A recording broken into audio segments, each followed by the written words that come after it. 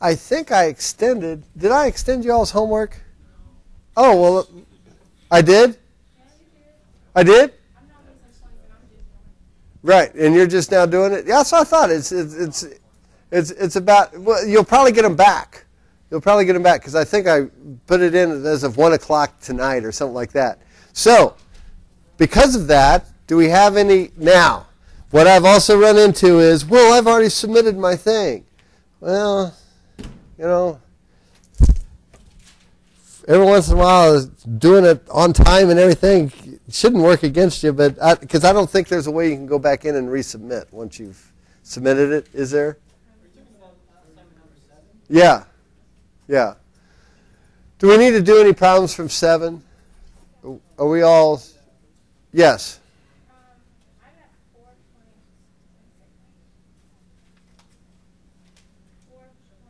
Well, the one about the Atwood machine. Oh, yeah. The good old Atwood's machine, because there will be an Atwood's machine on the exam. So we better know how to do one. All right. What are your two masses? 0.30 and 0.17. Okay, so for Michaela's problem, your masses may change. And so what I'm going to do is I'm going to leave it in variable form. I'm not going to change anything. We'll just leave it in variable form, and then that way, if you haven't done it yet, you can go back in and resubmit it. All right. Now, here's a question, though, before we get too far into this. If I have constant velocity, what's my acceleration? 0. Just because I have a constant velocity and 0 acceleration, does that mean there are no forces acting on something? Not necessarily. That means the forces are what? In equilibrium. Right. That means the forces are in equilibrium. So, in other words, it's just like when an example would be the luggage with the wheels on it. You kind of got to give it a big push, and then it gets going, and you're going at a constant velocity, but what's going on is you're pulling it this way, and the rug is pushing it that way. And so the forces balance, and the acceleration is 0, and so that's the way that works. Okay, but let's look at that Atwood's machine real quick, because I'll tell you what, I'm going to tell you exactly what the first problem is going to be on your exam. It's going to be a half Atwood's machine. In other words, it's going to be like this. So you might want to practice these or something, and we'll probably do one during the review before the exam. You're going to have something like this. You're going to have mass 1, but it's going to have friction too. There's going to be a sliding friction force, and you'll have a mass 2 like this. And you're going to have to find the tension and the acceleration. Okay? I'll just tell you. Expect one of those. Okay? All right. And it's really no different than doing the regular Atwood's machine, which looks like this. You've got mass 1, which will be less. We'll say mass 1 is less than mass 2. So here's mass 2. Here's mass 1. Okay, and you got a tension going up, tension going up. Are those two tensions the same thing? Yep. Okay, and we've got M1G times 9.8. That's what G is. M2 times G. All right. Now, we got to find, we're not done with our drawing. We got one last thing. Got an acceleration going up. And what about the acceleration on this side? Going down. So then what we do is we cut it in half. Here's the way I do it. We just cut it in half, and we get an equation for one, we get an equation for the other, then we mix and mush them to get the two unknowns that we have. Because we can only get one equation. Okay? Now there is a way to do this. You can treat it like a freight train. You can put it all together in one line on a frictionless type thing. You could do this. You could say M1, M2, and this is M2G is the force, and this is M1G is the force, and then you've got tension going this way, tension going that way. Look what happens to the tensions. They cancel. And so you wind up, and you know the whole thing is accelerating this way, right? You can do it that way if you want. That's one way to do it. That's the way they teach it. That's the way Hal learned how to do it. They showed him.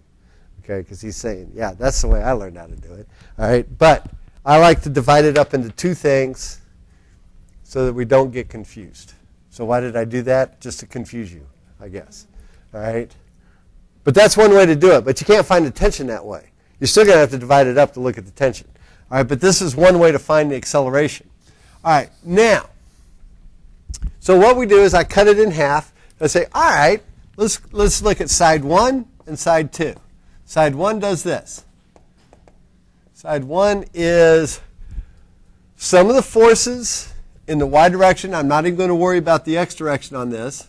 Some of the forces in the y. But when I do this problem, I will have some of the forces in the x direction, and I will have to look at some of the forces in the y direction because I got to get f of k is equal to mu of k times the friction, or times the normal force.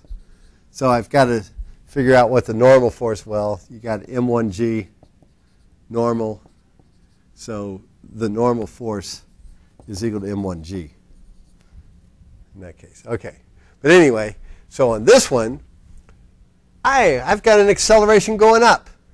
So I've got m1 times a in the positive direction. This is, so what we do first, whenever you do your free body diagram, the first thing you do is Newton's second law. F equals ma. And in this case, we have an acceleration going up. Okay? Then we put in our sum of the actual forces that are here. I've got a positive t minus m1g. Is that a rule that you subtract, or is it just Which way is this guy going? Up? Which way is this guy going? Down. So they're going in opposite directions. but they're going in the same direction with the plus? Exactly. So, yeah. Yeah. So basically, this problem is really the same as this one. It's just that f of k is now providing the backward force instead of m1g. Really. It's really the same thing. Okay. Now, well, I can't, usually what we're trying to find is this. Trying to find the tension and the acceleration. Like, oh, well, gosh darn it. First of all, I've got to be precise. That's m1. Because this is the equation I got from my left side. And I'm going, well, gosh darn it. I got an unknown and an unknown. Well, let's look at side 2. And again, take the sum of the forces in the y direction. But this time, Newton's second law, m2 times a. But which way is a going? Down. So what should I put in front of this m2? A negative sign. Right. Because he's going down. That's key. That's important. And now I'm going to put in my two forces. T minus m2g. Aha! Nope. He's going down. So now, what I'm going to do is express tension, express T in terms of m1a and m1g. So here it is. T equals m1a plus m1g. That's what my tension equals.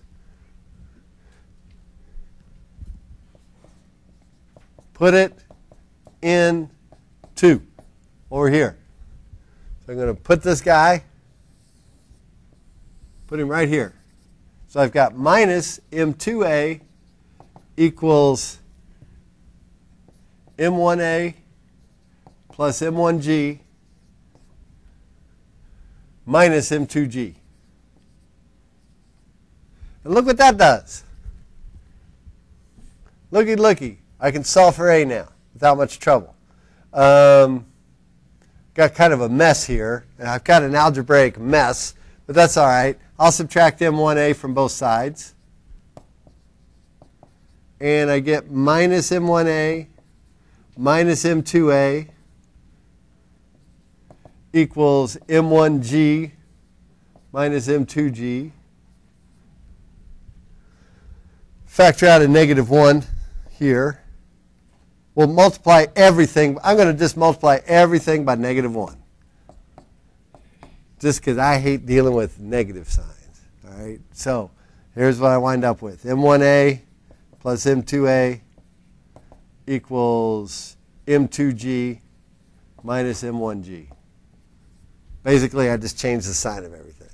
So A is equal to M2G minus M1G. This is going to be positive because this is bigger than that, divided by M1 plus M2. You could almost, for this type of problem, just a simple Atwood's machine, this will be your acceleration every time. There's a formula for your acceleration on an Atwood's machine. The problem, you're not going to see anymore because I'm going to give you this kind of problem. But it still works out pretty close to be the same. I think this will just work out to be M2G minus the force of friction divided by the two masses. It'll still be the same thing.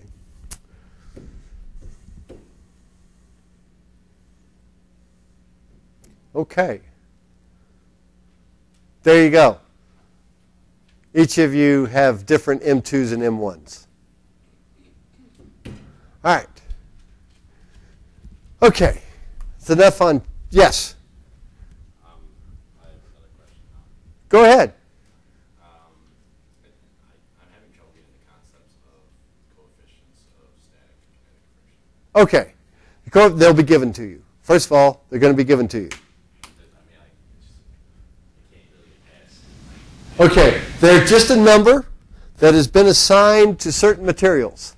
In other words, this is how much, and the bigger the number, the more they resist being slid over. Okay? So in other words, the coefficient of friction of ice is 0.004. The coefficient of wet rubber is 0.97. All right? It's much greater. All right? Yes? You know what? I thought the answer to that was no, but it's actually yes for certain materials, and it's right there in our book, too. There's a table in your book that shows. Never the kinetic, I don't think. Never say never in physics, because somebody, you even got to be careful about saying that magnets will always be dipoles, because people are still trying to make monopole magnets. But, just having a north side instead of a north. Yeah. I think there's a Nobel Prize waiting for you there. Aluminum on aluminum is actually 1.9 and 1.4. The static is 1.9 and the kinetic is 1.4. So it's very sticky. Okay. And any of you who have ever used loaded airplanes and had those aluminum pallets and tried to scrape an aluminum pallet off those aluminum pallets, it's really hard. Now I know why. Are those A's the same, equal? Yep. Okay. In other words, this guy's going to accelerate the same as this guy. This guy's going to accelerate up at the same thing as this guy's going to accelerate down. All right. Okay. Now, we have got to learn, we must learn about energy. Okay, chapter 5. We've delved into a little bit on chapter 7 with that uniform circular motion to get you through a lab. But we're going to go back to chapter 5. And I was thinking of not doing Hooke's law just yet because you won't need it for a lab until way late November, like before Thanksgiving break almost. But it's the next thing in the book, so we will look at Hooke's law today too. Let's try and get the big idea. Here's the big idea. 13.7 billion years ago, there was a big poof, okay? And all these hydrogen atoms went all over the place. Whoosh, all right? And hurtled about space, got together, smashed into each other, cooked in huge stars some more, hurtled about all over the universe. If you want more on the story, you can take Danger Stan McIntosh's Astronomy 355 course or Astronomy 155 course. 355 for any of you who want to get a physics minor because you're having so much fun doing this. All right? Anyway, but at that time, all the energy in the universe, besides, I'm not going to get into dark matter, but all the energy in the universe, all the matter, all the energy was created. Okay? And ever since then, we've just been swapping it out for one form for another. Okay? All right, so that's the huge, huge big idea. And basically, as Carl Sagan said, we are the product of hydrogen atoms being allowed to cool off and cook and cool off for 13.7 billion years. Here we are. Okay. All right, so anyway, the energy before something happens, as long as energy is conserved, equals the energy after, the mechanical energy after. Okay, well, that means, now just think about this conceptually. Roller coaster. In the real world, I've got a roller coaster here. This height is 10 meters. This height is 10 meters. In the real world, is this roller coaster going to make it up to that next height? Sergio says no. All of you are shaking your heads no. Why? Gravity is actually a conservative force.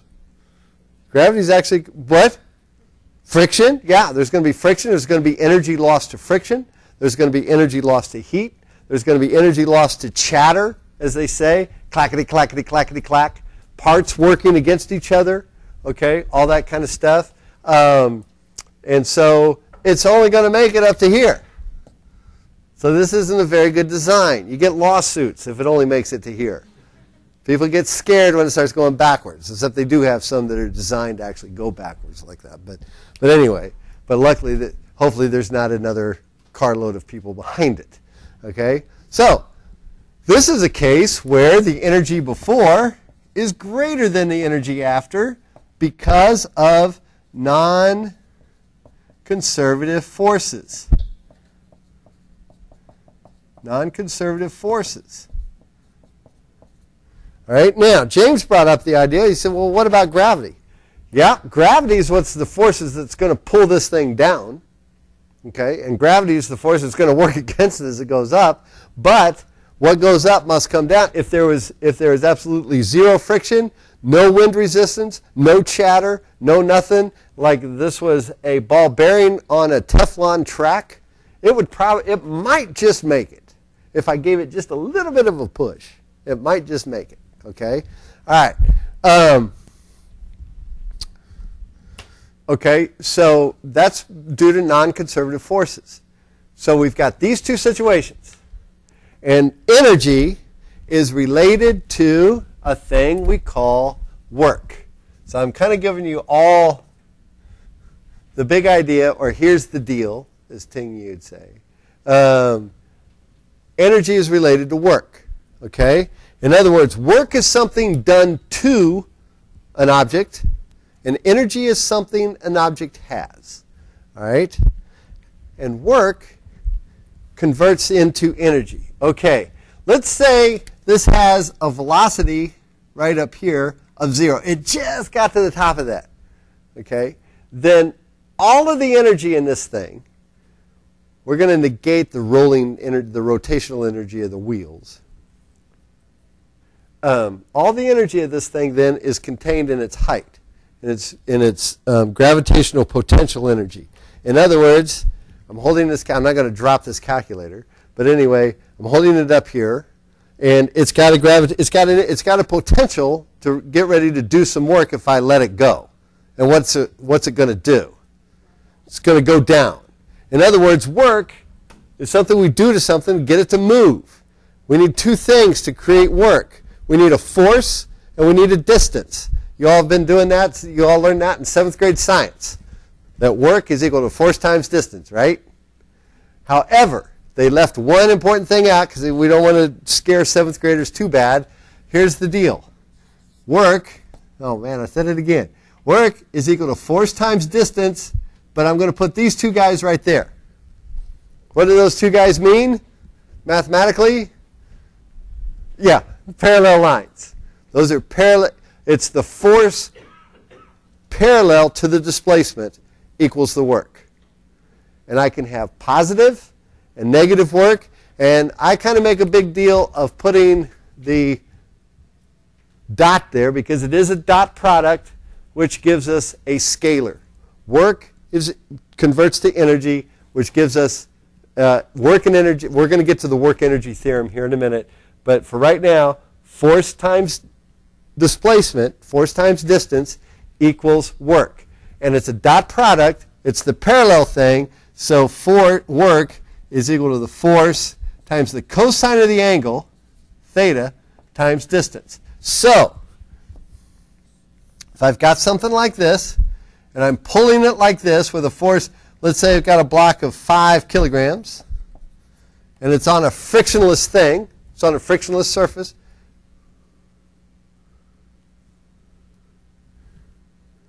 Hold on a second.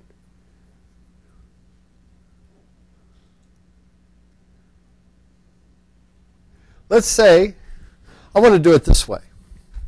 Let's say I got this block to move, and it's going 10 newtons this way, and I got a force of kinetic friction, which also equals 10 newtons this way. Uh-oh. What are the sum of my forces? 0. However, I'm going to say that this has a constant velocity. V equals 3 meters per second. Constant velocity. It's a constant velocity of 3 meters. In other words, this is just like I'm pulling my suitcase along at KCI. Okay? All right? Now, let's take a look. Gosh dang, let's get rid of some of this garbage that we don't need. This stuff.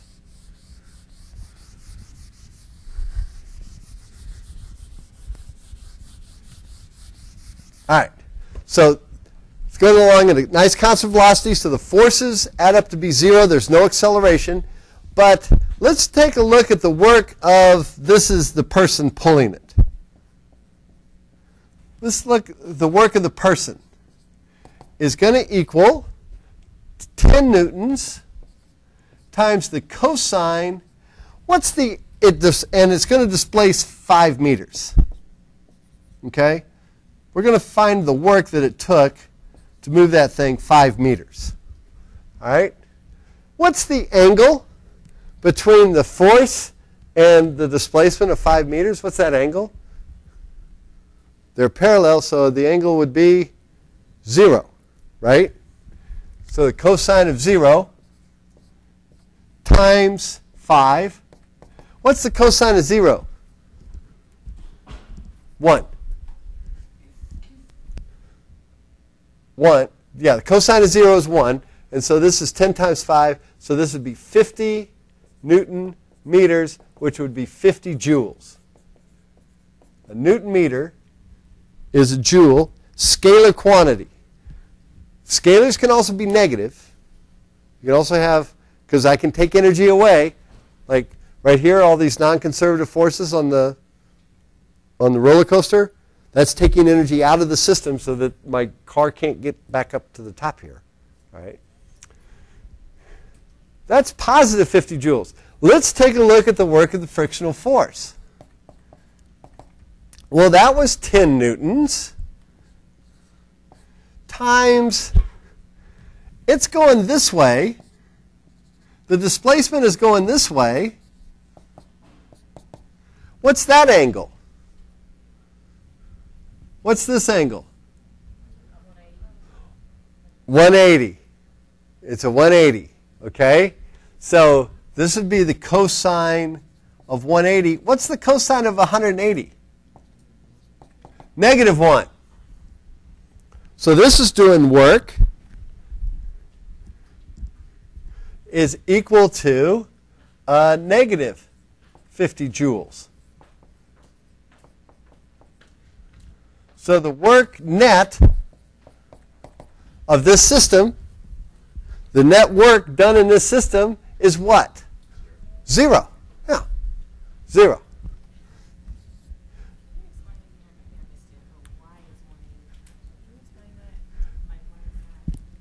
Why is it? You know, I know why you're confused. Because I didn't draw very neatly the first one where we had 10 meters going this way and we had 5 going this way. What's the angle between those guys? That's 0. So now I'm going to open this up, but I'm actually opening it up with this guy and bringing him around over to here, my force vector. So what angle did he go around? Half circle, a 180. In other words, you can also just look at the problem and go in, okay, if the force is opposing the motion, if it's going against the displacement, that's taking energy away. That's a negative. Okay? Because I'm working against you. I'm working against you. All right? If this force wasn't here, what would we maintain a constant velocity? If this force wasn't here? No, because we'd be Newton's second law, F equals ma, we'd be accelerating at 2 meters per second squared. So every second we'd be gaining 2 meters per second of velocity.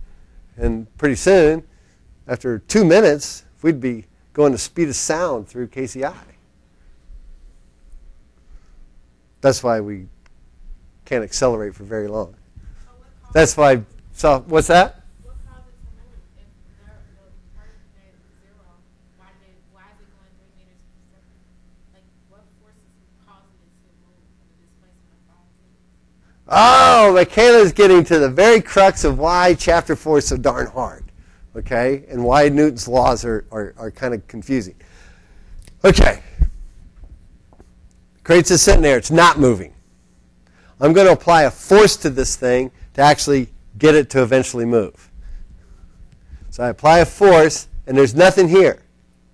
But eventually, after I go for a while, this balances out, and this balances out. But this starts out at v naught equals 0. But then eventually, but I've got an acceleration, so therefore I'm going to get a v final. And then right here I'm at a v final. But there's no deacceleration, and there's no acceleration. So I'll just stay here at v final. It's the same reason we have terminal velocity when we jump out of an airplane. In other words, you jump out of an airplane, gravity's pulling you down, those air molecules start building up underneath you, and eventually that force vector is equal to mg. But when it got to that point, you were going 120 miles an hour, so you're going to stay at 120 miles an hour because a equals 0 here. So you're just going to stay there at your final velocity. Okay? That's a good question. It's what first-time physics students wrestle with all the time, because we start teaching all this sophisticated stuff, and this is hard. It seems easy. For every action, there's equal and opposite reaction. F equals ma. It all seems easy, but there's so much implied stuff buried in there that it makes it kind of difficult. Okay. All right. So that's that on work. Let's, oh, by the way, I didn't have the guts to send it, but I've added 2 more assignments that are like due. One's due like at 1 o'clock Wednesday of next week in the morning, and at the end of Tuesday, so we can wrap up if you have any questions over it, we can hit it Tuesday evening, and then you can go input it. And then the next one's due like at 1 o'clock Friday morning, okay, over chapter 5. I didn't give you any of those conceptual ones where you got to type in equations and all that kind of stuff. They're just straight problems, okay, and we'll do like probably half of them in class, so it'll be okay. It'll be fine. All right. But they're out there. They're waiting for you. Okay. All right. Now, so that's work. We've got the basics of it down. Let's go through their laser light show. And see, look at that. I'm getting good. I can lower the screen and turn on the... Yes, James. Is there only one type of work? Work is defined as force times distance. Just trying to think. Power. Power is... No, it's very related. Yes, power is work divided by time. Or energy, how much energy you're expending per unit of time. In fact, Charles Watt, who we named the Watt after, is actually the father of the horsepower. Okay, and we'll get to watts here in Thursday. And he based it on how much work his draft horse could do there on his English country farm within a certain amount of time. And he said, okay, there's our standard unit. There's a horsepower right there. Okay? All right, that didn't come on. And that's, oh, there it goes. I was going to say that's probably, I knew it was Ting Yi's fault that it didn't work. But, it's all right. Oh, and I got a quiz today. It'll be fun over this stuff. Let's go through the first part of the lecture pretty quickly. And then I've got my own supplement to it when we talk about springs, because I didn't even get to springs yet. So here goes the slideshow. View show. Here we go. All right. Working energy. Ha! Horsepower. Okay? Now, got a question for you. The frictional force here, this frictional force is actually, is it parallel to the motion of dragging this sled up the thing? Is it parallel to it? Yeah, so it is it doing positive or negative work here? Negative work. Okay? There are times when the frictional force will do positive work. Don't fall for the trap that it's when we walk, even though the frictional force is actually pushing us forward. But right now, when you walk, is this kinetic friction or static friction when you're walking? Static, because we're not moving. We're using it to push off. Okay? So you can't use that one. But let's say you're trying to stand in the back of a truck or something. Okay? And it starts to move forward. So the work is going, it's moving forward. That frictional force, if there was no friction, the bed of the truck would go right out from underneath your feet, and bam, you'd slam into, you'd get hit in the back of the legs by the tailgate and get flipped out, right? So that'd be bad. But if there's friction there, then you can kind of, surf in the back of the truck there a little bit, and you're going forward, and the frictional force is actually pushing you forward. Okay, but that's kind of a, well, for anything in the bed of a truck or anything like that, the frictional force is actually keeping it from sliding. Yes? I know we always do problems. You don't have separate entities problems, but what about the force and friction? Like what? Oh my! We don't even want to get into what the horse is doing, because he's walking, and we'd have to look at his MG and all the different forces on his hoofs and everything. In other words, what I would do is the horse is not part of the system. He's what's pulling it. He becomes my arrow going that way. All right? That's what I would do with that horse. Oh, yeah, you could, yeah, that's actually a good thing. All right. Work done by a constant force. Then work done by a variable force. We'll get into that today, which is a spring. Okay? Boing, oing, oing, oing. All right, and then I've got a supplemental thing on springs here. And okay, here's the definition of work. Work is equal to FD. We've already kind of been through that.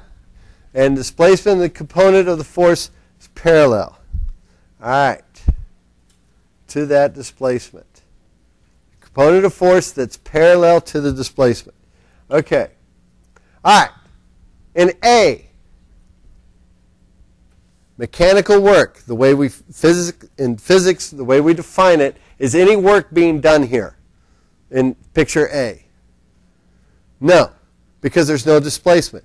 You can push on this all day long. You can push on a wall all day long and burn yourself out. Now your body's doing work. Your internal organism is doing work because your muscles are contracting. So they're expanding and contracting, expanding and contracting. They're doing work, but you can't mechanically, unless that wall moves, I'm not doing any work. Okay? Now on this one, on the water skier. Is work taking place there?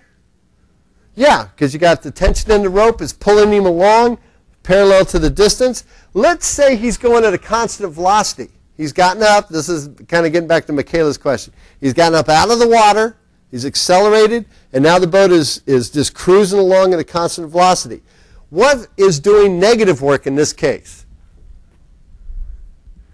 Well, it'd be the water on his skis pushing him back that way. Or there's actually friction there pushing him back that way. Okay? But he's still going at a constant velocity. Still cruising along. Okay, and this one. Which one of the forces there of her pushing down on that lawnmower, which one of the forces there is actually doing the work? F sine theta or F cosine theta? F cosine theta. Exactly. All right. Okay, so there we go. We talked about it. Newton meter. 1 Newton meter is called a joule. It's a scalar quantity. Now, a little bit later on, we're going to get to torque, and that's actually a vector quantity, and that's Newton meters too. Most of you know that some of you might be familiar with wrenches that are in foot-pounds or pound-inches or something like that. Same thing.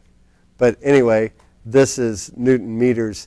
There's actually a vector of Newton meters, but that's torque. That's righty-tighty, lefty-loosey. Something different. All right. Okay. Here we go. They're just making sure. All right. The work done by this force right here. Why is that one 0? Why is there no work being done by that force? There's no parallel force to it, right? It's completely at 90 degrees. It's perpendicular. Okay, got a question for you. Here goes a thought puzzle because I'm too slow to draw anything.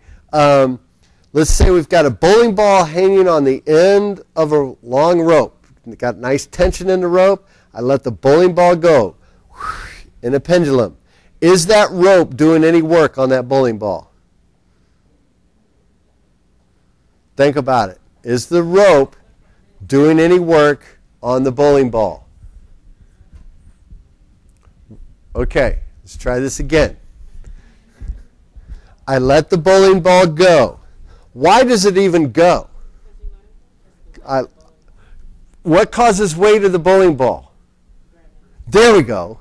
That's what's doing work. The gravity pulling it down. In other words, remember, I've got it held up here, so I've got mg going straight down, but since it's at an angle, I've got an mg component going that way and an mg component going down, and so therefore, ergo,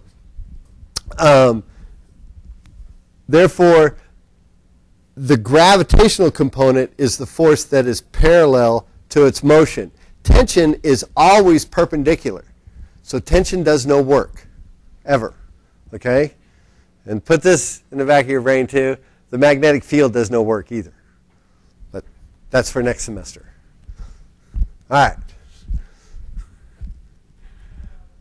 Okay. All right. Work done by a constant force. Okay. Here it's got a nice velocity. I think we've beat this horse to death. mg and f of k in this case, if that velocity is constant, okay, the total net work is defined. We've already kind of been through this. mg would be the positive work. F of k would be the negative work, and they'd probably add, if that v is constant, then the net work would be 0. All right. Okay, now here we go. Work done by a variable force. And we keep this nice and as straightforward as possible. All right? Nice and as straightforward as possible. And here's the deal on this. All right? When you pull on a spring, the classic case is you're in the supermarket. We've all gone to the produce section in the supermarket, right? All right. Whatever you're going to buy. Let's say you got 4 cantaloupes. You put those 4 cantaloupes in the basket to weigh it. Boom. It goes down, right? And it says 8 pounds. Okay? So the force What's the force that you put on that basket, on that spring? Would be mg, would be the 8 pounds, right? Because pounds is actually a force. It's not a mass. All right? So you got that 8 pounds, and let's say the spring went down 2 inches. K would be the spring constant of that spring, which is pounds per inch. All right? So it'd be 8 pounds. It stretched 2 inches, so it'd be 8 over 2. So that one would be 4 pounds per inch, would be the spring constant on that one. We do spring constant in newtons per meter. Okay? So when you pull on the spring, all right, and you've all pulled on springs, right? When you pull back on a spring, and then you keep pulling on it, does it get harder to stretch it the more you pull on it? That's why it's a variable force, okay? And variable force, you know what that means? That means the acceleration isn't constant. This is the only time the acceleration is not constant. But we leave that alone and just teach you Hooke's law. This is good old Hooke's law. F equals kx, where k is the Newton meters. This will be given to you, just like the coefficient of friction. X will be the distance that you spread out, that you move it. Now, in your homework problems, x is in centimeters. What do you need to do? Convert to meters, right. Convert it to meters, okay? Because in physics, we do everything in meters. All right. And so it's a variable force, and the force that you're, in other words, if you pull it this way, the spring's going to pull back that way, all right? And we'll get to more simple harmonic motion, I think, in chapter 13. I hope we get there. That's not on you, that's on me. Make sure we get. All right. Okay, now the work done by a variable force, that gets in, the reason we always give you a constant acceleration is so we can always do algebra and we don't have to do calculus. All right? But basically, the calculus is pretty simple or straightforward. Nothing simple. It's straightforward. All right, so here we go. In other words, the more I pull on this thing, the higher the force goes, and the area underneath this, here's my slope is equal to k because it's a nice linear equation, F equals kx. So as x gets bigger, the force gets bigger, in a nice linear relationship like that. And you just take the area under the triangle for these types of problems, which is basically taking the integral of this guy between here and here. How many of you have had calculus? Quite a few of you. Okay, so you know what I mean. When you take the integral, those of you who haven't had calculus, don't worry about it. All it means is a fundamental theorem of calculus says this. You can find the area under this curve by taking the integral, by taking a bunch of small sums, the infinite sums of little squares that go all the way up there. But basically, it's the area of a triangle. What's the area of a triangle? What's the formula for it? BH, 1/2 the base times the height. So, the height is kx. The base is x, so I take 1/2 x times kx. What do I get? 1/2 kx squared. That's the area is equal to the work done that it took to pull that spring back there. That's how much work it took, okay, for the variable force. That's how much. Now, I've got this spring pulled back. This is what we call, it's got an elastic potential energy, just like a rubber band. Remember back in 5th grade or something, you'd pull back the rubber band. It's got potential energy, right? You're going to let it go on your friend's thigh or something like that and get smacked or whatever. All right, but anyway, so it's got potential energy. Boom, let it go, smack, goes back. That also gives you the area under the curve, or under that rectangle, gives you the elastic potential energy, which we will get to here in a minute. All right, now you've got a homework problem that shows a graph with some triangles on it. And it wants you to come up with what's the work done here, or find out what the work is. This would be positive work, and then when you let it go and it dips down below here, that would be negative. Okay? All right. You'll see it when it'll make sense to you. You go, oh, okay, all I got to do is find the areas of these triangles. 1/2 the base times the height. All right? Okay. Okay. Work energy theorem, then I'll quit this and we'll take a little quiz based on what we know so far. All right? This is the, you've all seen, this is just a variation on a theme of that one favorite formula from kinematics that we have. The final velocity minus initial velocity divided by 2x is equal to our acceleration. If, now, we're done with springs for right now. Dang it. Not done with spring. Okay. I'll show it to you all on Thursday. All right. Well, actually, I got to stop here. This is back to a constant acceleration for kinematics. But first, I got more on springs. But it's only going to take it. Supplement, isn't that professionally done? Physics 210 supplement to lecture. I've loaded this on your Blackboard.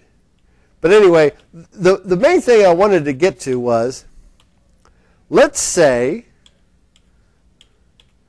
we're not going to worry about any of this stuff. I don't know why I put all, there we go. There's an example.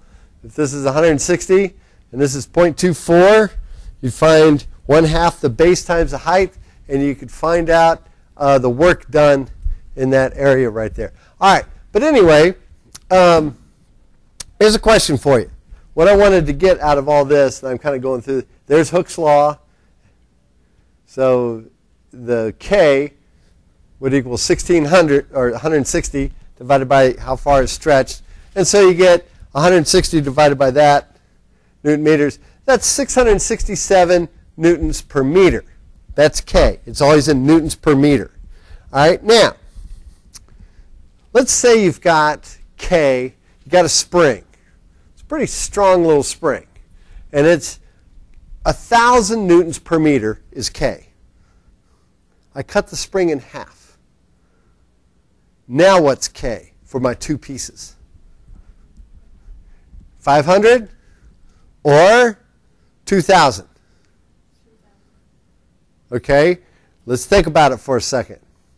Let's say I've got a piece of spaghetti, which also has elasticity to it, uncooked, and it stretches from this wall to that wall. Would it kind of bow in the middle if the middle row was kind of holding it? Wouldn't it kind of bow down and be all floppy and everything? But what happens when I start cutting that thing in half and half and half and half and get a piece of spaghetti this long? Does it bend anymore? No. It gets very stiff. Okay, it gets very, very stiff. Same thing with springs.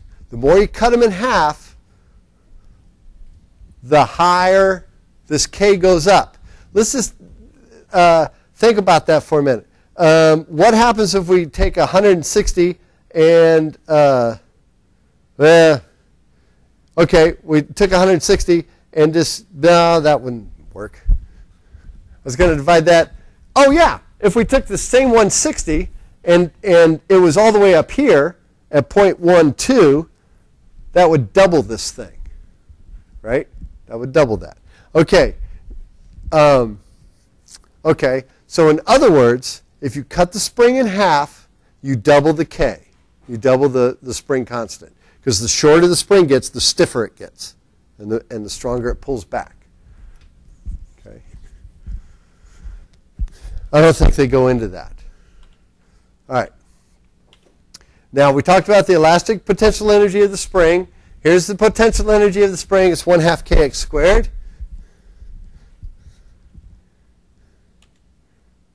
All right, here we go. Here's your total energy. Here's that you all know so far. And I haven't talked about this middle one is in section 5.4, which we'll get to. We'll talk more about it later. But I wanted to make sure we got through this and we did the quiz and then we went home. All right, now, that first one, this is your kinetic energy or translational energy of something. All right, now remember our roller coaster that was on the hill. I said its initial velocity when it was right there at the top of the hill was 0. This is 1/2 the mass times the velocity squared. So when it was on the hill, before it started, this V naught was 0. So did it have any translational energy? No, it did not. It was all, this is your gravitational potential energy. It was all up here in the gravity. In other words, when I hold anything, right, my keys, if I hold my keys right here, or my key to my car, right here it's got gravitational potential energy. It's getting ready to do some work. Okay? So mgh, that's your gravitational potential energy, and 1/2 kx squared, that is your elastic potential energy. All right? So if my spring's not stretched at all and x equals 0, does it have any elastic potential energy? No. No. So this all boils down to E naught, the initial E, the energy before, is going to equal the energy after as long as all the forces are conserved. Okay? All right. Now, let's take a look at this one more time. Now, let's think about the roller coaster. He has none of this. The roller coaster doesn't have a spring on it at all. Okay? He just has this and this. So when he gets to the bottom of the hill, his E final, it's going to be all, he's going to take all that potential energy and convert it into what? Kinetic energy. Because at the bottom of the hill, this goes from 0 to whatever it is.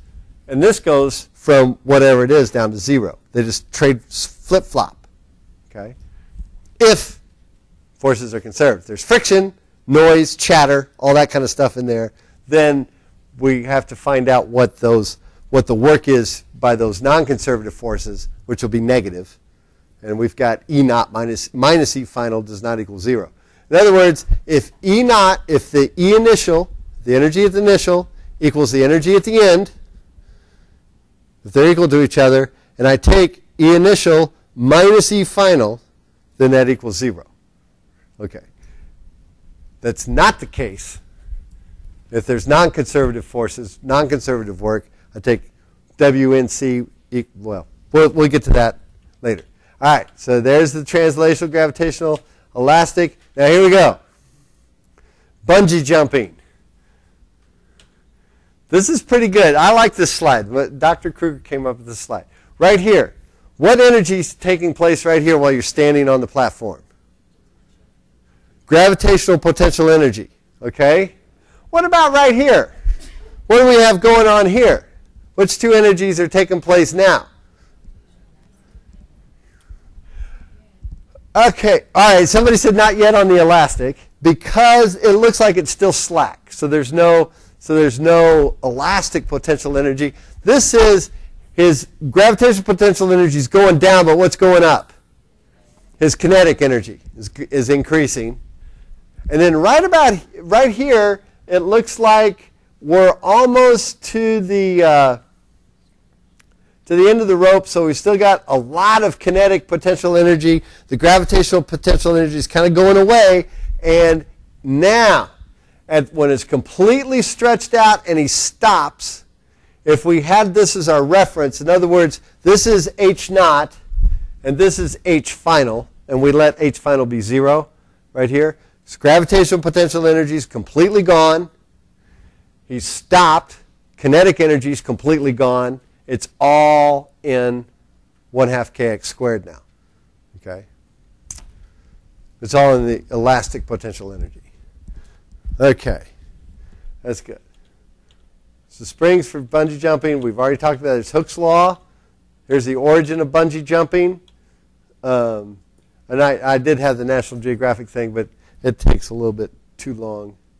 But we'll watch 1 minute of it. The guy at the very end. The guy at the very end who...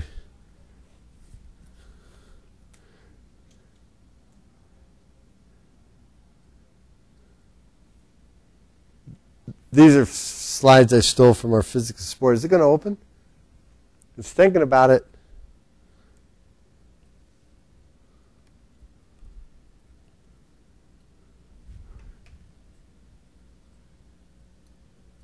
Oh, I've got too much crap open. It's not going to work. I'm never patient enough with those things. All right. Anyway, Oh, yeah, I had the golden eye jump where he's on that one tower, but it's taking too long. All right. Anyway, I'm going to write this up in more of a formal extra credit question for you all. And by the time we're done Thursday, you'll be energy. When he bounces back up, how high does he go? Here's your bonus question. Here's an extra credit question. Now, I've loaded this slide. It's on your blackboard, so you don't have to write it down now. Okay? And it says 70-kilogram bungee jumper is released from the dam. His bungee cord's 150 meters long, so that means he's going to be in free fall for at least 100 meters before that bungee cord starts to stretch him out. All right? Assume the bungee cord obeys Hooke's law, kx, F equals kx, or F equals 1/2 kx squared. And there are no energy losses in the system. E initial equals E final. How high does he bounce back up? He's going to go boing and then whoosh. He won't go all the way to the top. Won't go all the way to the top. But anyway, all right, so that's that. Okay, let's take our quiz. Okay?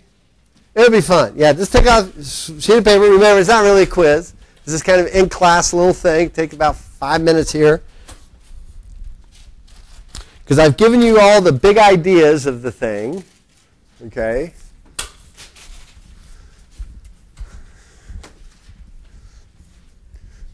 So, quiz 8, professionally done again. For your title page, let's go to the slideshow, view show. Start with quiz 8. Here's the first question.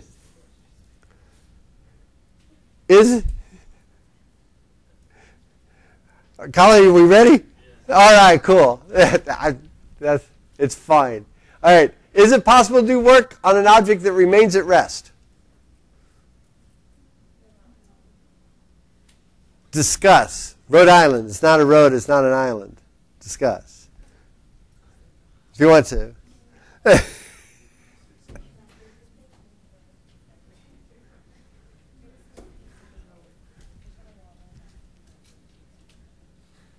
It got cold outside, didn't it? It like went from 70 to 40 in 10 minutes. Okay, so there's that one. What do we think the answer is? Yes or no? No? That seems to, all right, majority. It might rule. Okay, a box is being pulled across a rough floor. Yeah, there we go. At a constant speed. Ooh, what can you say about the work done by friction? Friction does no work at all. Friction does negative work. Friction does positive work. You can talk about it.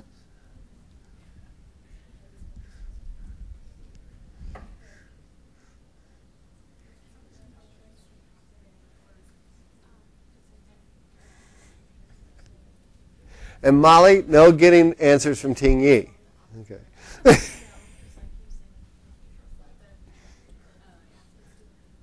If nothing else, at least ask the question in English. Okay. No. Okay. All right. Okay.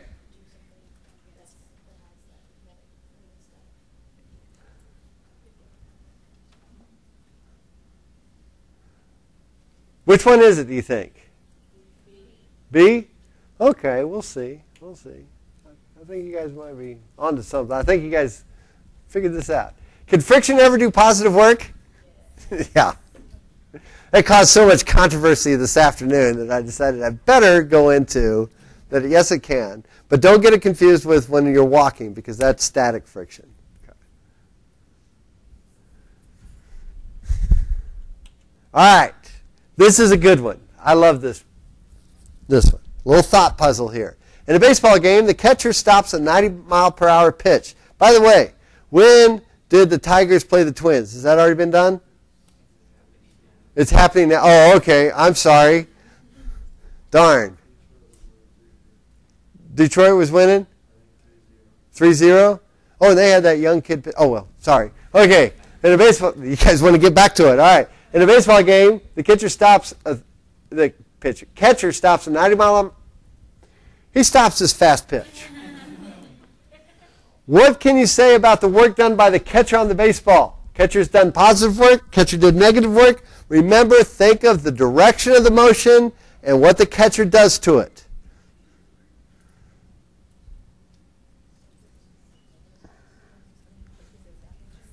Okay.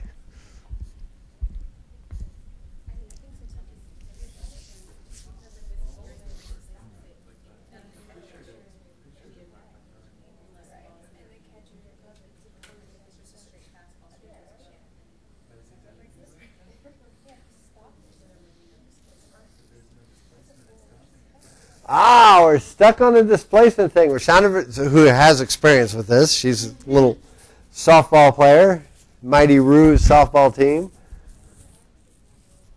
By the way, that's why, because human beings can't accelerate so much, that's why they work out in the gym so much, so you can get that spurt of energy to steal second or turn that single into a double. But anyway, so you have a little bit, just that extra tenth of a second of acceleration extra makes all the difference. But that's different.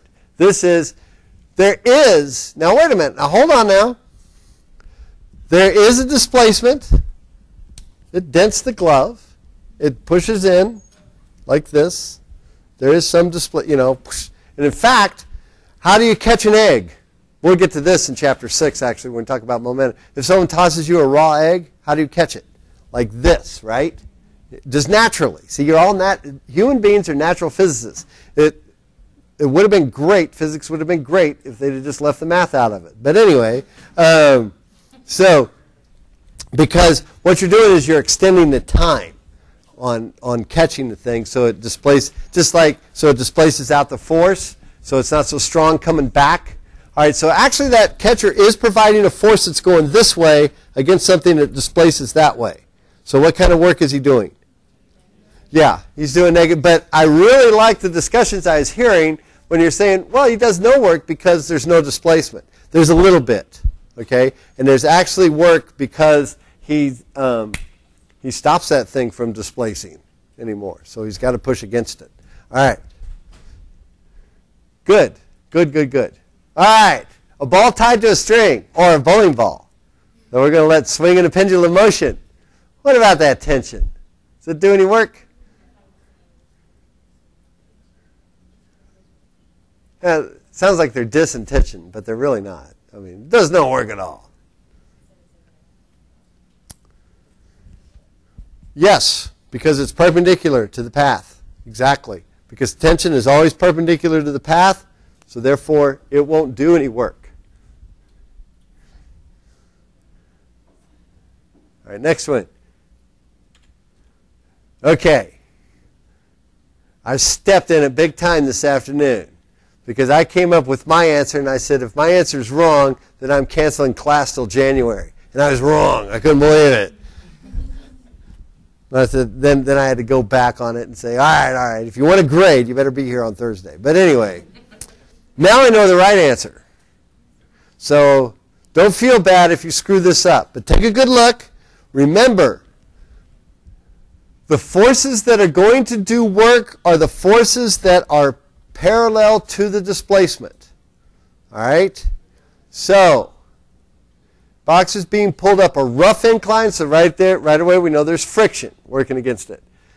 There's a rope attached to that block. So we know, in this case, is tension doing work?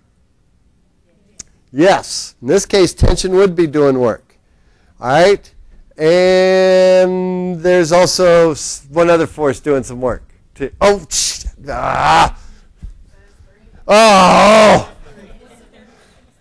the third? All right, smarty pants. What is the third force? Yeah, Molly's got it. Okay. All right. Now hold on. It's gravity, but it's the gravity vector going this way. Remember, we got gravity coming straight down here. Oh, there's no way to do this. All right. We've got gravity coming straight down here. So that means on the incline, okay, that means on the incline, I've got gravity's coming straight down. So I've got a force going this way and a force going that way, down. Now, my cosine force here is to the angle. It's the component of gravity that's going this way is the third force. Here's 1. Friction going against it is 2. And the mg sine theta is 3. Okay? Can that be considered the opposite of reaction? What's that? Can that be considered, or can that be considered the opposite reaction, or is it just opposite reaction only deals with normal force? Because since the rope is pulling it that way, isn't it another force pushing the reaction at all? You know what I'm saying? Yes. Yes. Right. Newton's third law. Remember, Newton's third law, when we're doing free body diagrams, though, it's kind of there, but it's not, because this guy is pushing back on this rope. We're not worried about the forces that he's doing. We're just worried about the forces that are acting on him. Okay? Great question again. Those are all things that are confusing about that 4th chapter. So, real quick, before I let you go, you all paid for another 8 minutes. Just a second. Problem 75 is an extra credit problem. Okay, problem 75 is, it's freezing in here too, isn't it? Yeah, I just kind of stood over here and I'm getting a blast over here. Front row here is in the Arctic. Okay, problem 75 is extra credit. And then I've got that extra credit problem on Blackboard, which we'll talk about a little bit more. Now then, let's take a look at this real quick just so we can go over the forces one more time. Okay, we've got tension going this way. We've got gravity coming down this way. So that means we're going to break it into its components. Here's one this way. And here's one this way. Okay, so let's just put it down straight. So if I put this thing down straight, I've got tension, F of K, going this way. And now when I brought that down straight, I've got gravity shooting back like this. Okay? So I've got this guy and this guy. So this is mg cosine theta. I just wanted to make sure we understood that it's not the mg cosine of theta, which we usually think of being parallel. Actually, what's causing the force, and I know Eric and Blake can't see this at all, but I'll leave it up here. Mg sine theta. And Jeff, you're absolutely out of luck. But anyway. All right. So it's the mg sine theta, which is part of the gravity that was going down, that's causing that third force. And that's the one I forgot about earlier. Now, if it's going at a constant velocity, all those forces would add up to what? 0. 0. Okay, good. We've got it. All right, I will see you all on Thursday. Oh, don't forget to turn those in. And if you haven't turned